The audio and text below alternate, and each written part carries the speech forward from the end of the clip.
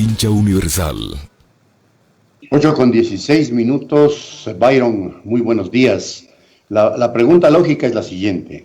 El INEC es una institución cuyos técnicos trabajan en territorio y evidentemente no sé hasta qué punto va a ser tan viable o tan potente que la investigación que se realice vía virtual refleje la realidad de lo que se pretende investigar. Sin embargo, evidentemente, dada la crisis, no queda otra alternativa.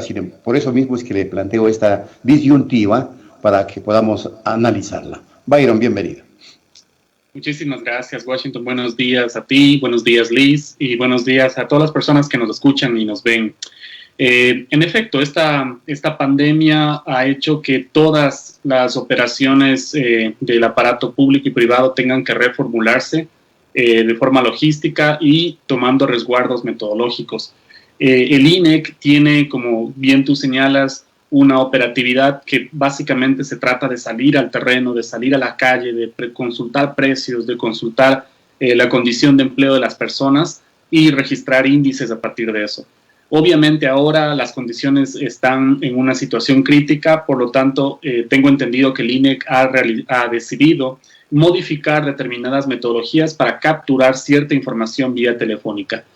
Es la única alternativa que tenemos, desafortunadamente como consecuencia de no haber invertido en infraestructura para poder capturar esta información de forma digital, de forma de registros administrativos. Y también se debe a una cuestión que debe a nosotros tomar resguardos, ser muy cautelosos al momento de leer los indicadores que vamos a ver. ¿Por qué? Porque el INEC va a encuestar a través de teléfono y siempre el teléfono tiene una proporción de subestimación para estratos bajos. Es decir, teléfonos y celulares normalmente contestan un poco más en proporciones relativas, los estratos medios y los estratos altos. En los estratos bajos va a haber una subestimación. Por lo tanto, es la única alternativa que tiene ahorita el INEC, pero el momento que recibamos los indicadores hay que prestar muchísima atención a la metodología y leer con pinzas los indicadores que se presenten. Byron, buenos días. Le saluda Licenia Espinel. Y yo quiero preguntarle sobre el manejo de las cifras en cuanto a la crisis sanitaria. Durante muchos días tuvimos cifras oficiales, luego las autoridades encabezadas por el propio presidente hizo un llamado a la transparentación de estas cifras. Luego sale la ministra de Gobierno a decir que es una parte de la realidad, no la realidad total. Luego el señor Guate a decir que hay miles de muertos, más de 7,000. El registro civil tiene otra cifra, la Fuerza de Tarea Conjunta otra cifra. En total hay una confusión absoluta en cuanto a estas cifras, tanto de infectados como de personas fallecidas. ¿Cómo mira usted la forma como se han manejado las cifras de esta crisis sanitaria? Muy mediocre y me da muchísima pena decirlo, pero es la verdad y no es una especulación mía. La forma en la que se ha administrado la información, la coordinación interinstitucional deja muchísimo que desear. Entendería que en una crisis es más difícil analizar la información de exámenes o de los test o de las personas contagiadas, porque es una crisis que recién estamos conociéndole la enfermedad y la forma como se expande el virus. Pero de ahí a no tener una claridad metodológica, a no tener un protocolo para contar fallecidos, ya estamos hablando de una deficiencia de gestión. Hay que separar los problemas que se deben a la crisis, a la naturaleza de la crisis como tal. A todos los países nos tomó por sorpresa, a todos los países nos tomó sin protocolos. Pero de ahí a no reaccionar, es un problema muy distinto. Y lo que sí me preocupa en referencia a tu pregunta es que ya han pasado 2 meses y hasta ahora no existe un protocolo de registro de datos de funciones. Si tú quieres un número, vas y consultas al registro civil. Si quieres otro número, vas al COE. A veces el comando tiene otra, el comando conjunto tiene otra cifra. Entonces vas a terminar haciendo un diagnóstico dependiendo a qué fuente tengas. Y acá yo entendería que el problema ni siquiera justificado, pero el problema sería explicable en alguna forma si fuesen distintas instituciones. Pero es una sola institución que tiene la capacidad como Estado de coordinar y de conciliar esa información. Por lo tanto, es demasiado triste y deja mucho que desear, porque si tú no tienes información, no puedes tomar decisiones. Si ahorita hay 3 datos de fallecidos, van a tomar decisiones en base a cuál. Eso es lo que más preocupa, porque si no tienes un buen panel de control, ¿cómo están manejando la crisis? Ahora, y en base a estas cifras, perdón, Guacho, solo una pregunta en ese tema. Y en base a estas cifras se va a establecer lo que denominan el semáforo, es decir, retomar poco a poco las actividades, ojalá normales, en algunas provincias que muestren menos casos o menos decesos. Pero si esas cifras no nos están mostrando la realidad, puede haber ahí el peligro de que este tipo de decisiones terminen siendo equivocadas y provoquen un rebrote de la enfermedad. Sí, y es muy grave. Y déjame explicar un ejemplo muy concreto de esa peligrosidad de los semáforos. Cuando una persona fallece, olvidémonos un segundito de la crisis, cuando una persona fallece, un documento se registra a través del Ministerio de Salud, el INEC y el Registro Civil. Ese documento se centraliza y luego se contabiliza en el INEC. Eso si es que no hubiese crisis. Ese proceso es más lento en las provincias y en las ciudades pequeñas, porque tienen menos conectividad, porque están menos automatizadas, porque están más lejos de las grandes urbes. Lo que está sucediendo ahorita es obviamente que ese proceso va a ser aún más difícil en las provincias que no son Pichincha y Guayas. Y la decisión que tentativamente se quiere tomar es que en base a semáforos ciertas provincias están mostrando estabilidad, por lo tanto a ciertas provincias las vamos a relajar. Lo que se corre el gravísimo riesgo con esa decisión es desconocer que aquellas provincias que no son Pichincha ni Guayas tienen peores registros administrativos de defunciones, inclusive sin crisis. ¿Qué pasaría inclusive con la crisis del COVID-19? Quiere decir que las defunciones que están sucediendo en pueblitos pequeños, en ciudades alejadas, en las zonas rurales, se están demorando mucho más en registrar de lo normal. Entonces, no podemos aventurarnos a concluir la situación de una provincia si no conocemos a ciencia cierta qué es lo que está sucediendo. Porque la mala información que tenemos, esto es lo más deprimente, la mala información que tenemos es de las provincias que mejor sistema estadístico tienen. Entonces, hay otras provincias que están más alejadas, poblados y asentamientos rurales muchísimo más alejados que tienen peores cifras. Y sobre esas zonas que tenemos aún más ceguera, vamos a tomar decisiones en base a semáforos. Entonces, eso sí me preocupa muchísimo más porque va inclusive a causar un efecto contrario, en el sentido de que en zonas donde no hay buena información, se toman decisiones como que si tuviéramos controlado el proceso. Ahora, Byron, sobre la base de lo que tú señalas, justamente la lógica determinaría que el gobierno nacional instrumente o operativice un equipo técnico que permita levantar información transparente, porque si algo es necesario en este tipo de crisis es el manejo transparente de la información, porque como tú señalas, y varios medios inclusive que se les denomina aliados del régimen dicen, hay 4 tipos de cifras oficiales de muertes, y esto no está permitiendo enfrentar o atacar la problemática como debe hacérselo, con la potencia necesaria, porque se arrojan cifras irreales. Ayer nomás le entrevistábamos al prefecto de Santa Elena y decía que hay como 128 muertos al día. ¿Te imaginas? Y eso está pasando en provincias como Azogues, como Cañar y en otras poblaciones que, como tú decías, son alejadas. No sería necesario entonces que el gobierno, instrumentalice o conforme un equipo técnico de levantamiento de datos sobre esta situación de manera urgente para que, en efecto, los datos sean lo más acercados a la realidad posible, porque conocemos de las difíciles circunstancias que provoca una crisis sanitaria. Vaya. Sí, por supuesto que sí. Mira, y eso sería lo que llama el sentido común, ¿no? Que si tengo una crisis política, hay que tener respuesta política. Si hay una crisis financiera, macroeconómica, la estrategia es financiera, macroeconómica. Esta es una crisis de salud pública. Deberían estar concentradas las decisiones en un equipo experto, en salud pública, y eso es lo que no tenemos al momento. ¿Qué es lo que pasa con el tema de las cifras? Inclusive para que le convenga al propio gobierno, necesita tener cifras que sean legítimas, que se legitimicen. La única forma, y esto no es ciencia, esto no es un descubrimiento, esto no es una especulación, la única forma de legitimar una estadística es a través de la transparencia. Si el propio gobierno quiere que tenga mayor credibilidad, que exista mayor coordinación y disciplina en cuanto a las estrategias para contener la crisis, tiene que ser transparente en el proceso de cómo se están construyendo las cifras. Ahora bien, esto tampoco implica un esfuerzo técnico excesivamente especializado. ¿Qué implica? Tener protocolos y que los protocolos sean públicos. Cuando yo estoy diciendo que se están muriendo 100 personas en tal provincia, ¿quién contabilizó? ¿En qué momento y qué persona es la responsable? Y que esa información sea asequible para todas las personas.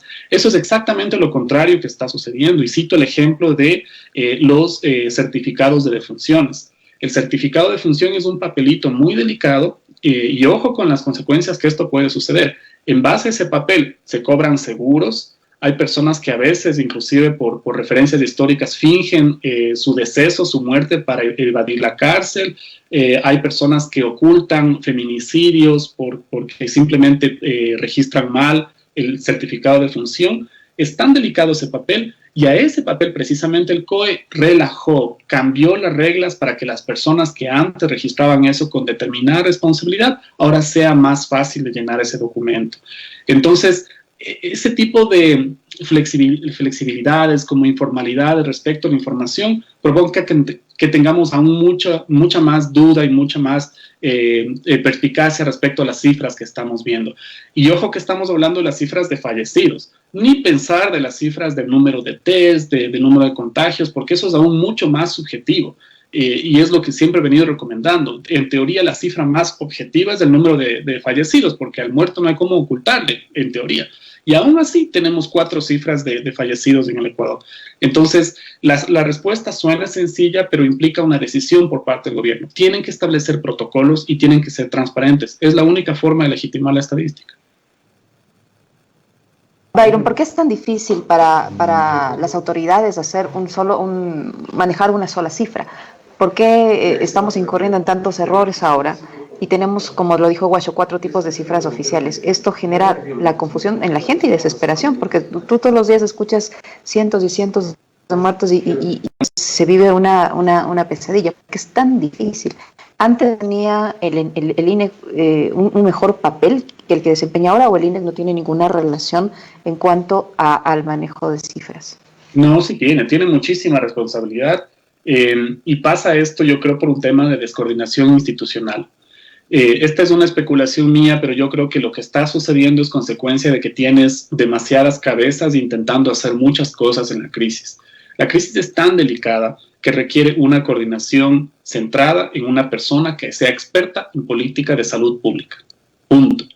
No una persona que está pensando solamente en el impacto político, otra persona por acá en las cuestiones mediáticas, otra persona en la cuestión de salud. No, estamos hablando de muertes, estamos hablando de que Ecuador llama la atención a nivel mundial por la cantidad de muertos que tenemos a nivel por millones de habitantes. Entonces, ¿qué es lo que pasa? ¿Qué es lo que percibo? Es que no existe una coordinación interinstitucional que literalmente concentre la energía de las instituciones y les diga, señores, ustedes son 3 instituciones clave: Ministerio de Salud, Instituto de Estadística y Registro Civil.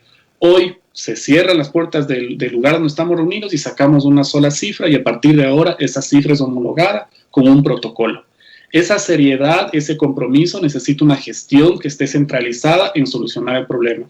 Ahora, si yo también estoy pensando que la cuestión mediática, que lo que piensa la gente de mí, que también que no se vea tan mal, cada energía que está desgastada en cuestiones que no son la crisis, lo que está provocando es que se mueran más personas. Entonces, mi diagnóstico es que es consecuencia de descoordinación institucional y podría deberse también a un desconocimiento de cómo funcionan los procesos.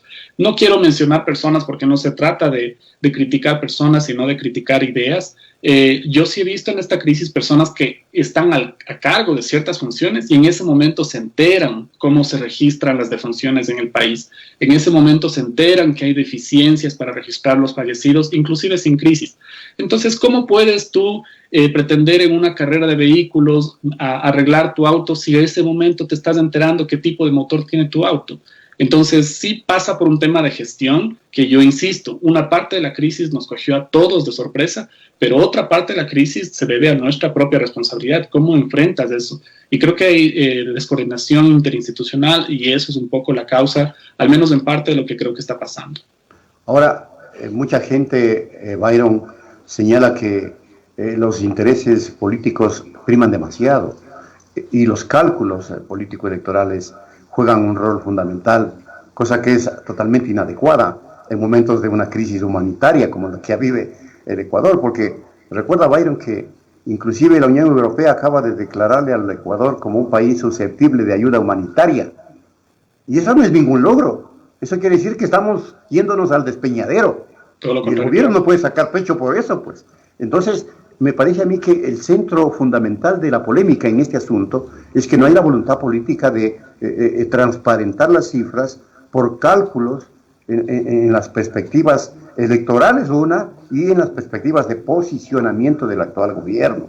Entonces, sí, eso debe dejarse de lado y se debe trabajar, y esta es mi pregunta, en estos aspectos, Byron, se debe trabajar absolutamente ajustado a los parámetros técnicos, ¿sí o no? Por supuesto que sí, y mira, inclusive si es que uno fuese más astuto en términos políticos, yo creo que la mejor forma de mostrar que eres un buen gestor es siendo buen gestor, es gestionando, es dando soluciones. Si es que más bien tú le muestras a la población el momento que más necesidad existe de que demuestres que eres un buen gestor, te pones más bien a tratar de derivar la crisis sanitaria a una crisis política. ¿Qué es lo que están haciendo con el tema de las leyes y todo eso? Lo que están haciendo con las leyes es tratemos de bajarle un poquito el tono al tema de la crisis, asumamos inclusive sin números de que la crisis sanitaria se está apagando y más bien concentrémonos en tratar de aprobar leyes que, dicho sea de paso, dejan muchísimo que desear. Entonces, ¿cuál es la reacción del ciudadano natural? Al ciudadano común y corriente está viendo que la gente, su familia, se le está muriendo y necesita gestión en ese momento para poder demostrar que en realidad eres un funcionario que vale la pena.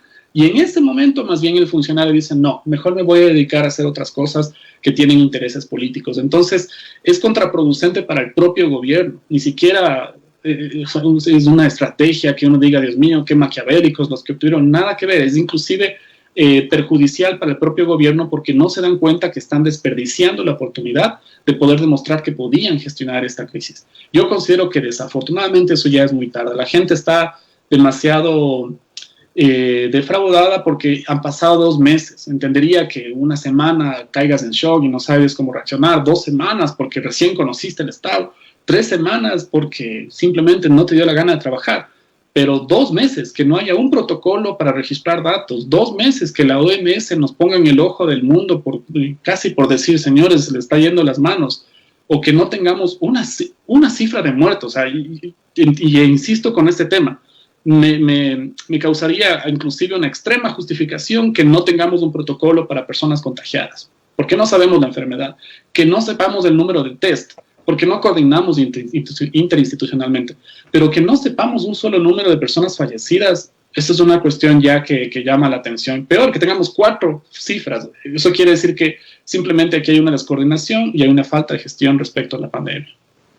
Byron, como economista, hace un momento se dice que a su criterio las leyes que están en la Asamblea Nacional y con las que se pretende enfrentar la situación económica derivada de la crisis sanitaria no son precisamente las más adecuadas. Ya sabemos, una ley, entre comillas, humanitaria, que lo que busca es generar acuerdos entre empleados y trabajadores y implementar como sea una reforma laboral que quieren hacerlo desde hace rato, una ley que reforma las finanzas públicas y sobre eso un precio del petróleo que está por los suelos y sobre eso un anuncio, un reconocimiento del ministro de Economía que nos dijo el 23 de marzo pasado que se habían pagado solo el capital de los bonos 2020 y ahora dice que por error de comunicación nos informó que se pagó también los intereses, o sea, con informaciones mentirosas se está manejando también el tema económico. ¿Cómo mira usted estas leyes y cree que sí van a contribuir en algo a enfrentar esta situación, tomando en cuenta que el que afectan es al ciudadano, al del sector público y al del sector privado? No van a beneficiar y por 2 razones exclusivamente técnicas, porque podríamos hablar del tema político y también hay argumentos, pero para centrarnos en el tema práctico, primero por cuestión de tiempos. El fenómeno más fuerte del impacto de la crisis, en teoría, si es que ajustamos modelos internacionales, van a ser en los próximos entre 30, 45, 60 días, en el peor de los casos 60 días.